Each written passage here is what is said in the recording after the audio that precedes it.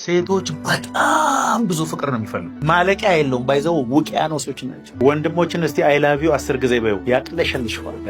በቃ ወንድ አይ ላቭ ዩ በሚለው ቃል ውስጥ ምንም ነገር ፍቅር አለ። ወንድ ስታከብሪው ነው እንዳፈቀርሽ ነው። ከጓደኞቼ ጋር ፀጉር ቤት ልሄድ ነው ቁጭ በይ ሲልሽ ቁጭ በይ እሺ ስትይ ውስጡ ይኸውልሽ ቅቤ ይፈሳል። እዚህ ታዘዘችኝ ብሎ ኧረ እኔ እሄዳለሁ እንደ ምናምን ስትይው ፍቅር መገለጫው ብዙ አይነት ነገር ነው። እግዚአብሔር ስንሞትለት ነው እንደወደደ ነው የምናውቀው።